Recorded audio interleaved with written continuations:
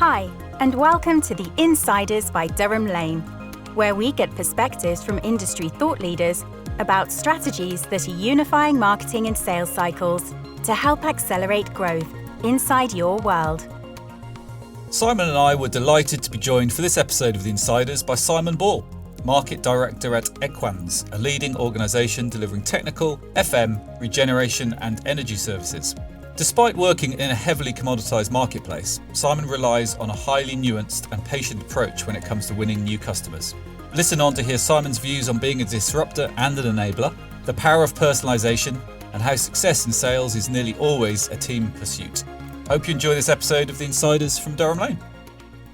Hello and welcome to The Insiders by Durham Lane, an industry podcast giving you the inside track on all things B2B sales and marketing. I'm your host, Simon Hazeldine. I'm an author, sales expert and a keynote speaker on all things sales and negotiation. I'm joined by my co-host, the CCO and co-founder of Durham Lane, Richard Lane. Richard, great to be back with you for another Insiders episode. Do you want to tell us a little bit more about Durham Lane before you introduce our guest? Hi Simon, thank you, and great to be back in the Insiders studio. Well, just very quickly, Durham Lane, we're an integrated sales and marketing agency. We're in the business of helping our customers create always-on channels of meaningful and well-qualified sales opportunities that business development teams love to close. And today we're thrilled to be joined by Simon Ball. Simon is Market Director for Equans. So Simon, welcome. Really pleased to have you with us. This is a bit confusing, but I'm going to now hand back to Simon, who's going to get us started. It's a demographic thing. Simons are dying out, so I understand there'll be a few of us in the future, but for the moment there's many of us, so I celebrate the Simon. Firstly, Simon, great to have you with us, and Simon, handing back to you. Yeah, Simon Insider, Simon. So, Simon, welcome to the Insiders. First question, what we like to ask all of our guests is just to give us a little bit of background, how you came to be in the role you're in currently, so that our listeners can kind of get to know you a little bit.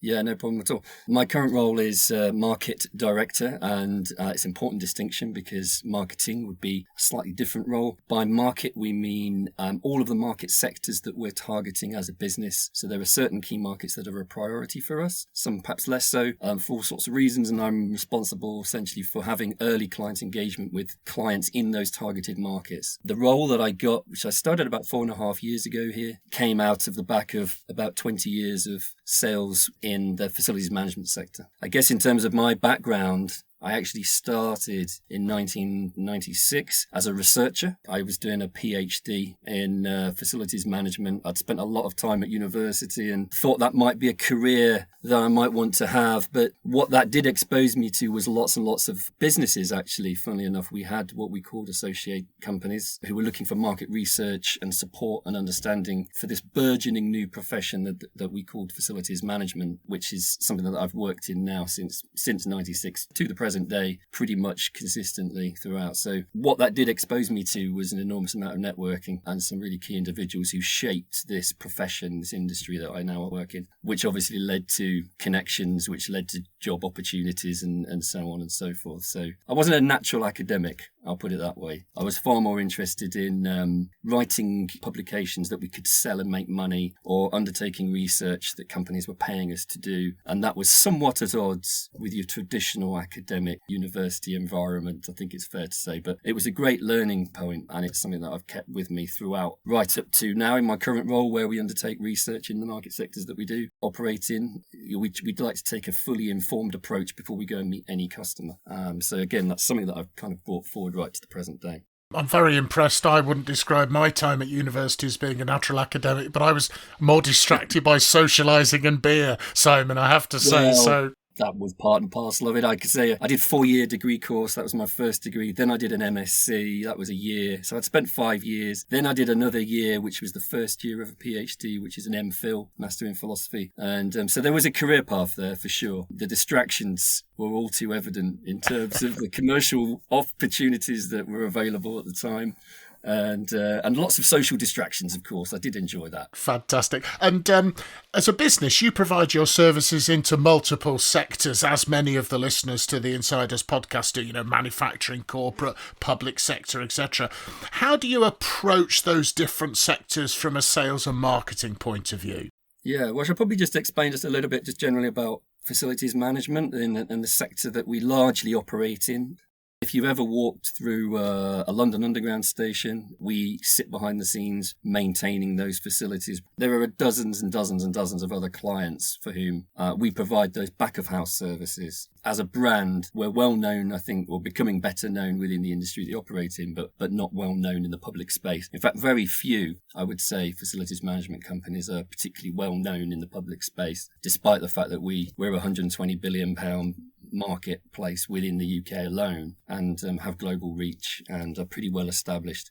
Our position within the market, we're keen to offer something slightly different, which is perhaps a less commoditised view in terms of the services that we deliver and the value that we can add to core businesses. Because although the work we do is largely behind the scenes, back of house we might call it, it does have an impact on that front of house position. It can have an impact on the core client's business, particularly these days with regards to sustainability, the drive to net zero, the challenge around cost, of course, which is all pervasive, particularly in the last year or so. So the work that we do is an integral one. It's a real added value point. And I would say as an industry, we're an investment, not a cost to any business. And it's an important message to get across because quite often we're fighting against the lowest cost, slightly commoditized view of service. And again, that's not something that we as a business want to operate in. So how would you, for example, articulate added value to, say, the justice sector with the courts versus,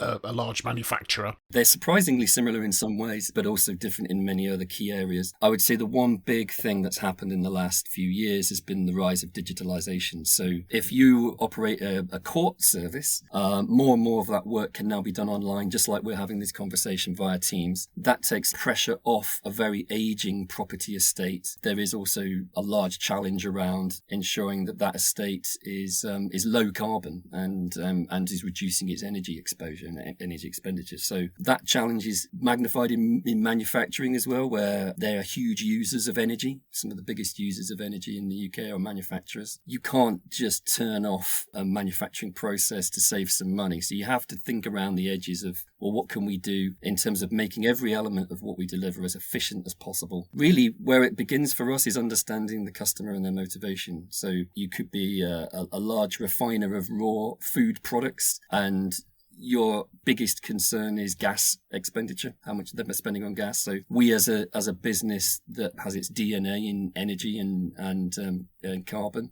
is able to look at the estate and go, well, actually, maybe there's some parts of the estate that could be electrified and things that we could bring forward. Or maybe even a bigger challenge around, okay, if you're going to get out of gas in the future and you're going to turn to hydrogen and you're going to turn to other technologies, maybe there's added value we can support with on top of the core services that we deliver for you. I was having a look at your LinkedIn profile, and you mentioned that you, like I'm quoting here from your profile, disrupting old established models and challenging the status quo, which sounded very intriguing. So let us know a little bit more by kind of what you mean by that. This is probably the area of the recording where you'll need to cut it out because it's probably going to cause too much trouble. No. I think it stems from my time at university, really, because I was working in an environment which was very staid in its approach and its process, and this is the way you will do things. I rail against that. I look at the world that's around us and go, well, we're changing. We've got more young people now, more Gen Z in the workplace than we do my generation, and they have different needs and demands and challenges. And so why should we do things the same way we've always done things? And I think as an industry, the industry that we operate in, it's based around obviously compliance with certain procedures. It's based around a model which hasn't really changed massively in the last 30 years. So technology being a good example, whilst if you go to any manufacturer for the last 20 years, they've been remote monitoring their equipment. Remote monitoring in buildings is something that's still fairly in its infancy. And essentially, I want to move towards a world which is a little bit more agile and a little bit more flexible. Move away from a textbook telling you this is what you do step by step towards an environment, and I can see this happening in the future, but it hasn't happened yet, of buildings and property, telling you when they need servicing, telling you when they need support, and changing the service that we deliver around that. This industry is built around certain key things which have never really been massively challenged, I think, in the last 30 years or so. Technology is an amazing enabler, but it's also an amazing transformative tool. It's starting to happen. It's not happening massively, but it is starting to happen now, which is quite exciting. It's like a pivot point that we've gotten to. So yeah, by disrupting the status quo, I like sitting in front of clients and saying, why do you want this? Why do you want it this way? Why are you prepared to pay for this in that manner when actually there's an alternative which could be maybe a bit more unknown, may mean taking a bit more of a risk on a technology or an approach or a commercial model that's a little different to the norm. But actually, if you do that, it might be more materially beneficial to your core business, particularly as we move towards this environment of AI. I think that's a very exciting development, artificial intelligence and how it can be applied, not just from a sales and marketing point of view, by the way, because I've had some interesting debates just this week about how AI can be used to write a bid document, for example, or query a commercial set of terms and conditions, which must be very worrying for anyone involved in that. But I see it as a massive opportunity and a massive disruptor in a fairly well-established marketplace. Yeah, I've been seeing an awful lot of traffic amongst one particular network I'm involved in where the copywriters are looking at ChatGTP and will AI remove us from the entire process, which I think it's going to be fascinating to see how that technology, emerges and affects us. And you mentioned previously around you're often competing against, lower price, more commoditized service offering. Yeah. And also in our pre-interview, you were just describing that facilities management is often perceived that way as a highly commoditized service. I guess a lot of organizations, companies are struggling with that. I'd be interested how you are dealing with that challenge so that you right from the start, I suppose, of your customer interaction all the way through. Yeah, no, it is always a danger. I mean, nobody in this marketplace that we operate in has more than about 3 or 4% of the market. So, and as a result, there's a huge amount of competition, which obviously puts pressure on price, and price becomes a massive driver. People will tell you that price is the number one driver in this marketplace. I don't know that I really genuinely believe that. I think, there's certainly been plenty of instances where we've won work and we weren't necessarily the lowest price. I think a customer will feel a degree of trust, and that will lead to a thought process around buying your services because they feel trust in the people that you've put in front of them. So I guess my job in sales in this, and to avoid that kind of trap of commoditization, is to get to know our customers as well as we possibly can. Ideally, way ahead of any formal procurement arrangement. Procurement have a bit of a bad rap. As salespeople, I've had a lot of closed doors in their faces from procurement people, and I get that. But in many ways, they are also the door openers. And I think if there is a willingness within a client to engage and challenge and question the way that things have been done up to that point, if there's a willingness to drive towards a zero carbon economy, that's interesting to us because we're very strong in that area. If what they're dealing with is highly critical and very risky, again, that's interesting to us as a business. So these key metrics, if you like, come out of conversations that we have with customers way ahead of that formal process. And as I say, it's either through a procurement lead or it's through a consultant who may act as a sort of third party. Say they might act on a part of the customer and say, oh, what's going on in the market? What's interesting? Who would you recommend we talk to? Or it might be the customer themselves going, you know what?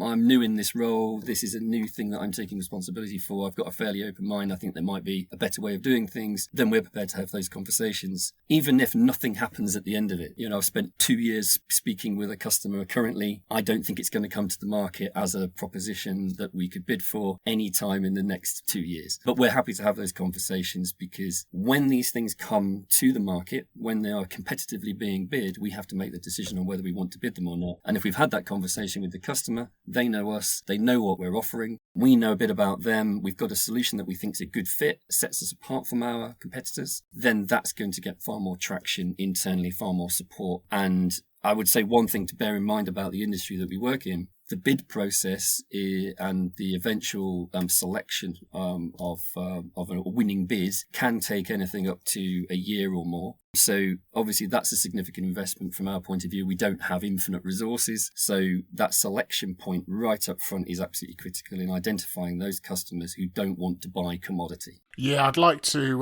return to that point in a moment, but I'd be interested, Richard, in terms of you obviously work on behalf, represent, a number of clients. What's Durham Lane's philosophy, approach to that commoditisation differentiation challenge? Yeah, it's really interesting listening to Simon talk about that. I've just made a note, highly tailored approach in a highly commoditised marketplace. Our mantra number one is business fit, business value. So our goal whenever approaching any prospect on our behalf of our customers is to be talking value and to be talking fit and to be different. And we coach and teach our staff to think differently. That's one of the things that one of our sort of core tenets is. We want people to be thinking, but we also want you to be thinking differently. And a lot of what Simon's talked about so far on this session has been about trying to bring a new angle to a common conversation. You've also really talked about qualification there, Simon, at the end, didn't you, in terms of if it's all about the price and the price being the lowest, then that's not for you, and therefore go and spend your time where you can be more successful. Yeah, quite right.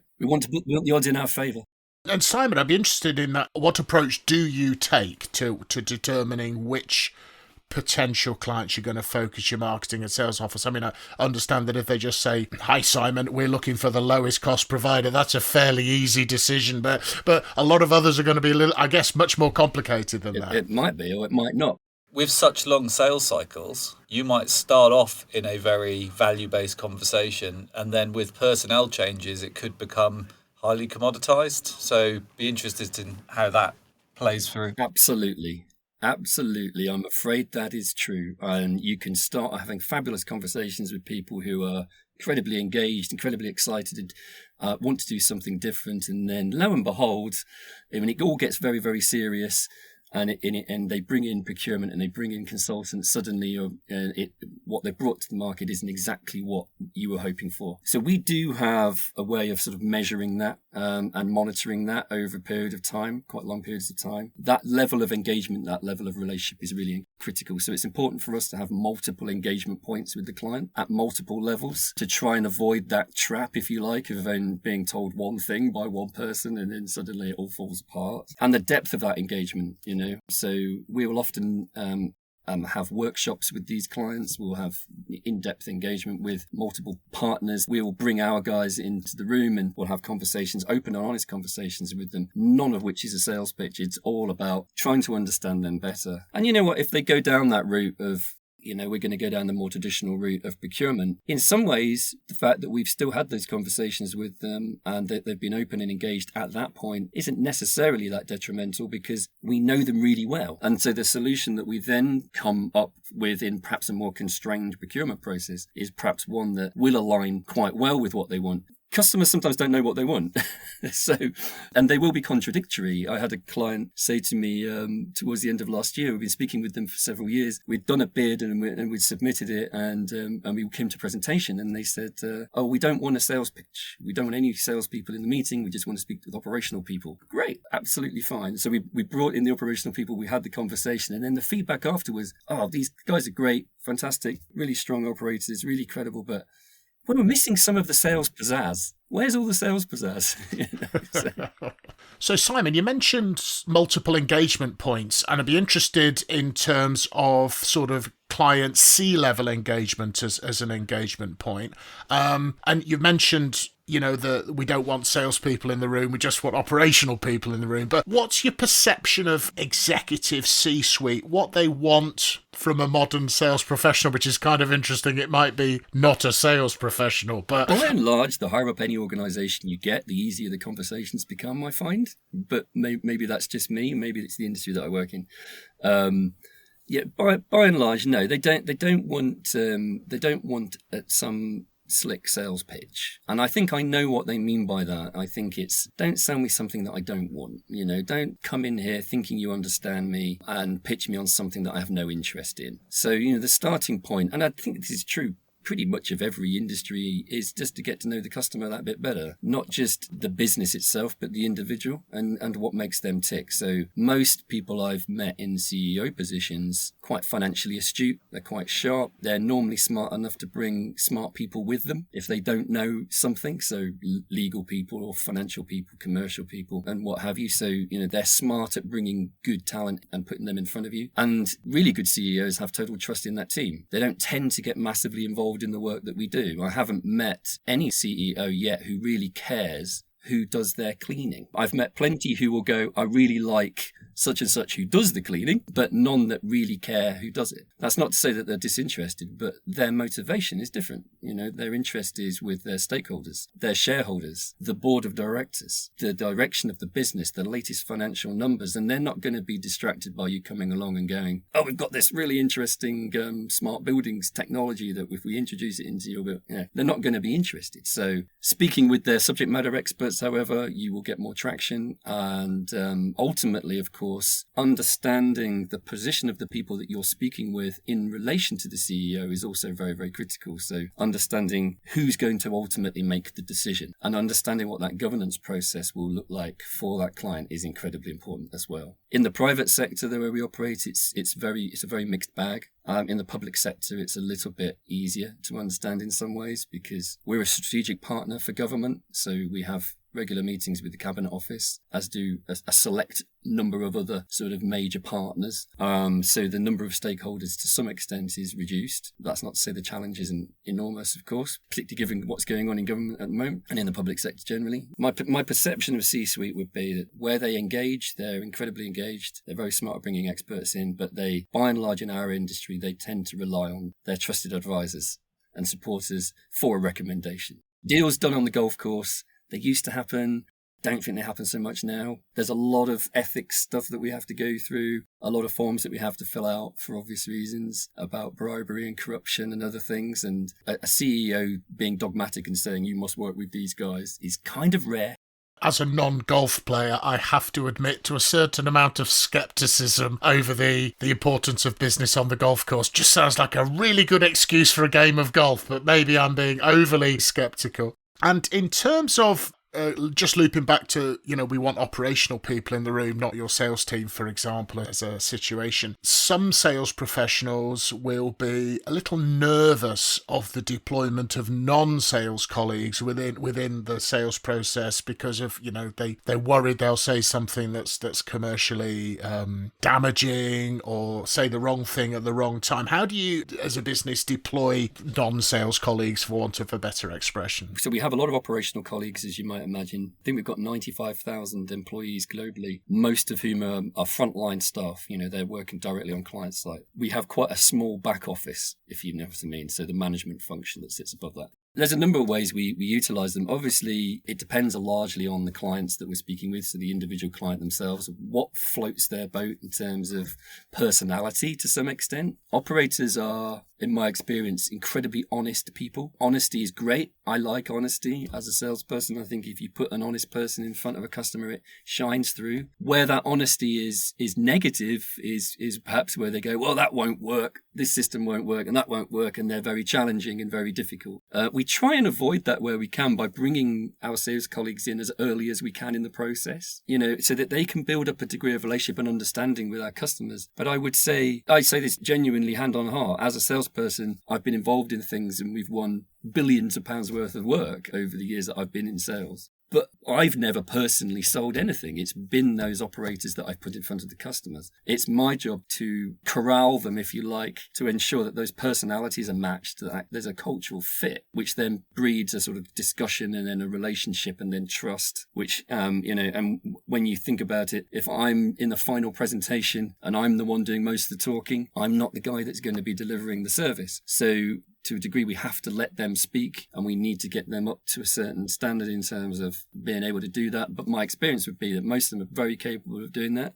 Twisting it slightly on its head, I think it really helps if you work in sales and you've actually been operational. So for a brief period of time, I was a facilities manager and I did manage buildings on behalf of a client. In my case, I worked for Cisco Systems during the dot-com boom, which was very challenging. Things going up every 5 minutes, doors falling off, chaos, basically. It was incredibly an incredible learning experience, I will say. I'm very glad that I'm on this side of the fence. It's the sort of job you take home with you, you worry about, you stress about, or I did anyway. It's a really, really difficult job. But yeah, having those guys in the room, it lends enormous credibility to the things that we're saying, but we need to bring them in early. We need to ensure that they're engaged in that solution.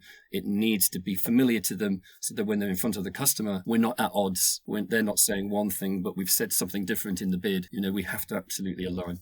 Certainly, I think a nervousness I have seen across a number of different industries is the client or the customer is a little nervous or sceptical that the A team has turned up for the pitch, and then once the business has been won, then they're going to get the B team. And I think that introducing the people who will be working with your client at a very early stage really overcomes that concern. I think also adds a lot of richness to the process in many other ways as well. Yeah, I totally agree. One thing I love doing in our business is just introducing our sales execs really early. So go and speak to 2-3 of our team. You have a skeptical client saying, well, how can you create meaningful, qualified opportunities for me? Well, just speak to some people doing the work. It's all very well for me, the co-founder of the business, to be sort of selling you the dream of what's possible, but actually go and speak to the team that do the everyday.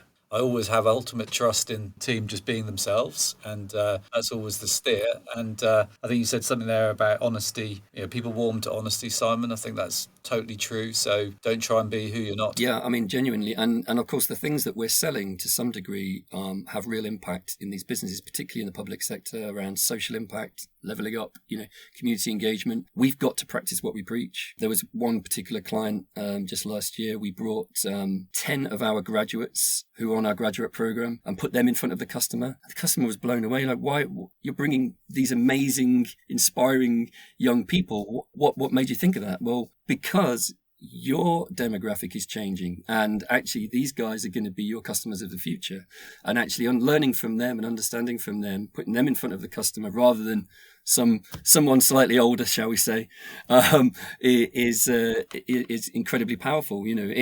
It speaks volumes about who we are as a business and what we want at the back end. We want long-term relationships. We want genuine partnerships. We want trust at all levels. Yeah, show us to the whites of your eyes is a common enough phrase, but we do like to do that where we can, bring those people in. They really do help to shape an impression of the business, which, like I say, everything else will be the same. Price will be pretty similar. Quality submissions will be very similar in terms of bids, but those little things, they will make all the difference at the end of the day. Yeah, it's that trust, which is, simple little phrase, but very, very powerful concept. Normally, we get Richard to do his pithy summary of some of your key points, the wisdom and expertise you've shared with us, Simon. So Richard. Yes. Well, Simon, firstly, again, thanks for joining us on The Insiders. I'm always fascinated by the businesses that sit behind the scenes. No one ever said to me, the sales profession would be a great place for you to spend your time. And then when you start and get into the world of sales and you realize what an amazing opportunity it is for you and for your career, and then you start seeing that everybody needs to buy something and therefore are probably being sold it by someone. And next time I walk through the tube, which will be next week, then I'll be thinking of Equans. So firstly, love that. I think it's been a really interesting discussion, particularly around that sort of solution focus, which is very close to my heart. But you're in a very commoditised world. We all are, I guess. But you said, I think 3 to 4% is the sort of the highest market share of any of your competitors. So really highly commoditised. But your entire approach is the absolute opposite, which I think is really interesting. You start by understanding your customer and their motivations. Those will change as different people get involved, and you've therefore got to be on the board and putting your feet in their world and in their shoes at all times, I'd suggest, which is clearly a challenge. Disrupting and enabling. So, disrupting the norm and then enabling people to do things differently is an interesting place that we've spent some time on. We've talked also about customers not wanting the slick sales pitch and don't try and sell me what I don't want. Unfortunately, that is, I was delivering a workshop to 40 or so people the other day, and I will start up by saying, what's the first word that comes to mind when you think of salespeople? I won't repeat what I heard, but that often comes from that exact phrase you mentioned, which is they try and sell me stuff that I don't frankly want. So, don't waste my time. And then that led us to the last main topic, which I've just titled down here, is it's a team pursuit. I totally agree with you. When I see CVs of enterprise salespeople who said they won this account and it was £4 million, well, they didn't win it. It was they were part of a winning team.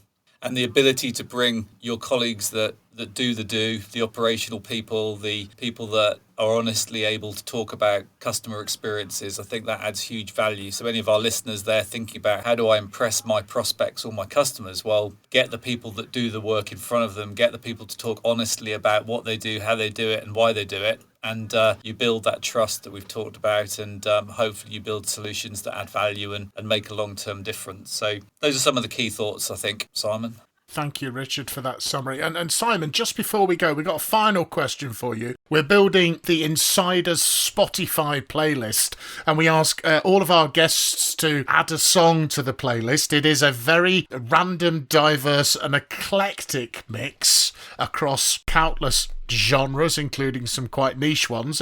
What are you going to add to the playlist, Simon? I'm going to add Space Oddity by David Bowie. Big Bowie fan, and the song was written in the 60s, but I think it became a bigger hit in the UK in the 70s when I was a kid, and just a fabulous song, and quite interesting and timely, looking down on planet Earth, drifting off into space. There's something about that song that's always resonated with me, so I love that song, so I'd include that in the playlist. And actually, yes, to the shame of the Insider Spotify playlist, I think that is the first time David Bowie has made an appearance. So they all fit well, for sure. So thank you for adding such a legend to the Spotify playlist. Wonderful. So thank you very much to Simon for joining us on this episode of The Insiders by Durham Lane. Thank you to my co-host, and thank you for listening in, folks. Please subscribe to The Insiders podcast on your preferred podcasting site, and you'll be notified of new episodes as they are released. And visit durhamlane.com to learn more about selling at a higher level. In the meantime, we'd just like to wish you good luck and good sales and marketing, folks. The Insiders by Durham Lane. Subscribe today to never miss an episode.